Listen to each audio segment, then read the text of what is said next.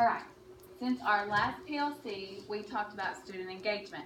So I've had the opportunity of completing an action research project for my class, and I decided to focus on student engagement. So the purpose of this study is to evaluate the effectiveness of implementing whole brain teaching during instruction. By implementing whole brain teaching, the goal is to improve student engagement and academic growth. So the question I presented for my action research was, will implementation of whole brain teaching lead to student engagement and academic growth?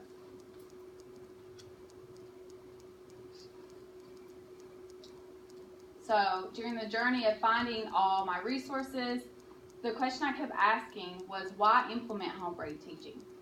And from what I gathered was that when students learn, they don't use just sections of their brain, they use their whole brain.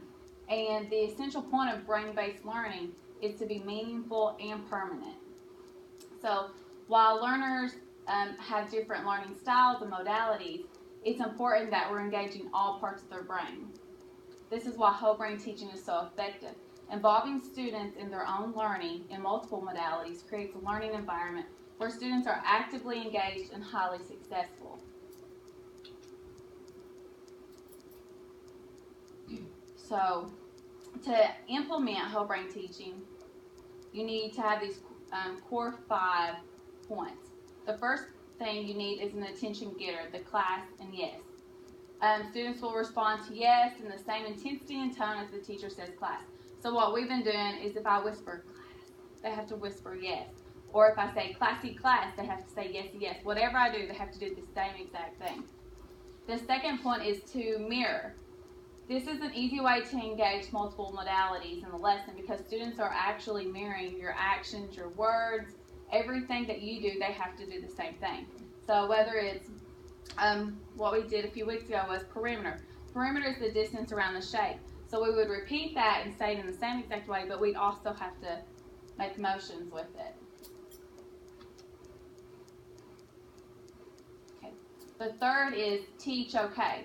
This is putting responsibility on the students for their learning. They're becoming peer teachers. The teacher says teach, the class responds okay, then students will turn to their partner and begin teaching, whether it's just repeating the vocabulary or repeating an I can statement, whatever it is, they're engaging and talking to one another. And they're holding each other responsible because they're both having to say it to each other. Okay, the fourth is the hands and eyes. This signals to students to put their hands together and to look at their teachers and repeat. Hands and eyes will be used less often than class and yes. That's just maybe to get the lesson started. But if you really need students to pay attention to really big points, you're going to say hands and eyes. And the fifth is my class's favorite, is the scoreboard. This is a competition between students and teachers. Each time the students are on task, following directions, participating, then they'll get a check. If students are off task or taking time away from instruction, then the teacher gets a check. And it's a competition throughout the day. So you give them a check for staying on task, they'll be like, oh yes. You give them a check for being off task, it's oh no.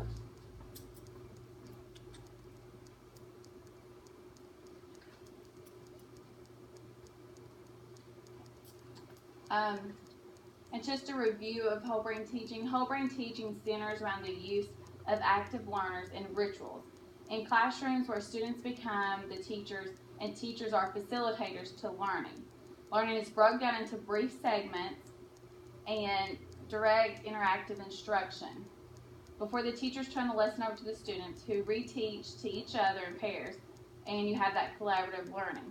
So what we've talked about in every PLC we've ever been in is that vocabulary is such an issue with students. And this whole brain teaching is a great way to teach vocabulary because you can come with those simple or shorter definitions, they repeat, and they really are engaged and they're focusing on what the vocabulary means.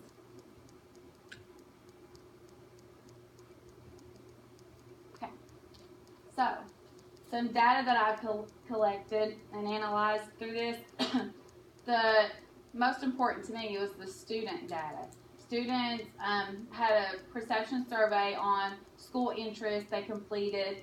I looked at their weekly assessments throughout this research, and I just observed them. The students who were participating did that, changed their achievement. And then the teacher data was just a perception survey on student engagement, and through PLCs and discussions and hearing the concerns and needs of other teachers.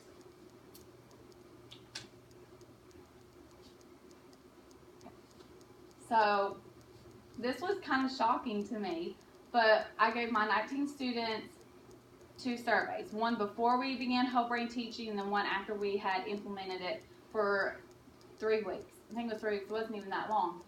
20% of students polled stated they enjoyed and considered school fun. Only 20% of my 19 students. 42% of students polled stated lack of interest in learning. They just didn't really care.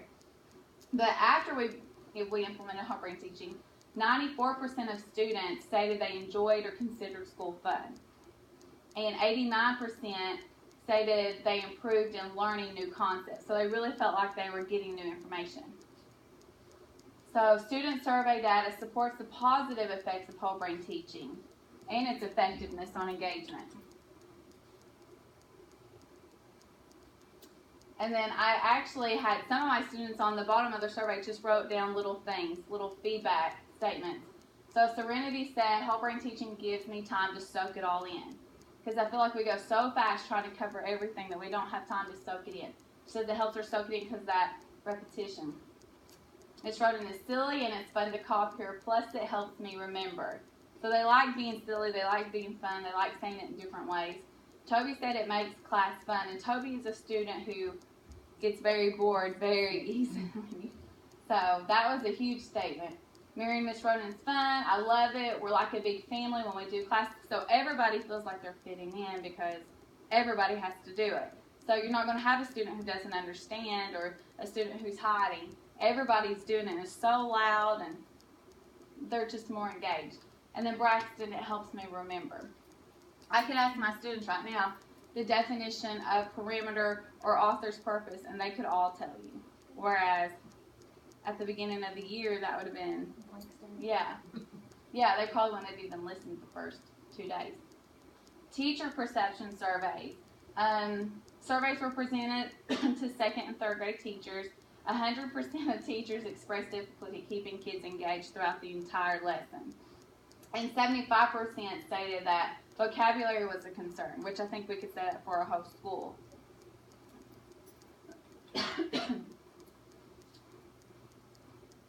Okay, so to implement whole brain teaching, this is just a few steps that I did the last month. After I completed the student survey, I began introducing. So I didn't just throw everything in. We started with the class and yes and the scoreboard. Then we just kind of added other things. You began implementing the components of whole brain teaching. Class yes, teach okay, mirror, the hands and eyes, and scoreboard. Teacher will use mirror and have students imitate and repeat vocabulary definitions 3 times. So I had watched YouTube videos on it, and there was a teacher who says 3P. They repeat everything 3 times. So that's what we've been doing in here. Next, students will teach to one another. Teacher will continue the process throughout the week. Then weekly assessments will be analyzed to determine the effectiveness. So what the teach and okay looks like with us is I will repeat it 3 times myself. Then I'll repeat and they'll repeat. And we'll keep exchanging for 3 times. And then I'll say teach okay, and then they look at their partner and they just repeat it and say it back and forth to each other. Do they also do the 3P, the students? Yeah. Well, sometimes they do more. Okay. Sometimes we say it at the same time. Sometimes we take turns. So there's a variety there, so yeah, that doesn't give them a chance to be bored with just one. No, they have, and they both are doing it because usually they think it's funny to make, they're laughing at each other, but they're still saying the vocabulary, so. That's obviously. Okay, is there schedule on that? Okay, and these are just some resources I had got offline. You could just Google them. So this would be an example of the scoreboard, which we actually have the smiley face and the frown. The teach okay in class. Some of the whole brain teaching actually came with 5 rules. And one is keep your dear teacher happy. They like that one. They think it's funny. So we actually had put these rules into Class Dojo. And then the mirror and the switch. And this, if you have one person overtaking the peer teaching, you can say switch, and they can just switch. So then, So while they're doing the peer teaching, the role of the teacher is to monitor and assess, and then that's when you would use the switch if you see it one parent. yeah, as you're walking around, if you see that one student is overtaking the teach okay, then you would just say switch, and that other student would have to take responsibility. Okay. So that kind of takes away from that student who likes to be in charge all the time. Okay, these are just some results and findings. This was math in the winter, and this was math in the fall for math. And I looked at the measurement data because we really did whole brain teaching with perimeter and area and all of that area. So there was growth there. This is reading comprehension, just weekly assessments. So this was before whole brain teaching. This was the first week after and the second week. So they really grew there. Grammar, which you're talking about those vocabulary and things, that's helped. And then in math, the spiral abuse, there was growth. So I'm excited to see if we continue doing it, what'll happen. This was from Class Dojo, just talking about student engagement. There was less negatives after whole brain teaching. Yeah. There was more on task. So that was a lot better. And then just some follow-up actions I would like us to be able to do with our PLC. We need maybe like checking into some professional development on whole brain teaching and how to implement it effectively. I would like, once we start implementing it, to get feedback from other teachers to see how it's going in their class. That would be good. Yeah. And just to keep monitoring whole brain teaching with PLCs throughout the year and discussing it and seeing if it's really as effective as it's shown in the last 3 weeks. Okay. Thank you. Any questions? I think just a couple of your student statements, especially Toby, knowing that student and his tendency to be negative, for him to actually put a positive statement and to actually say school is fun, that was a very surprising I guess, comment, because we know that that's not typically his personality. Yeah. I'd be very interested to see more teachers implement this and try to make this change. Okay, thank you. Thank you.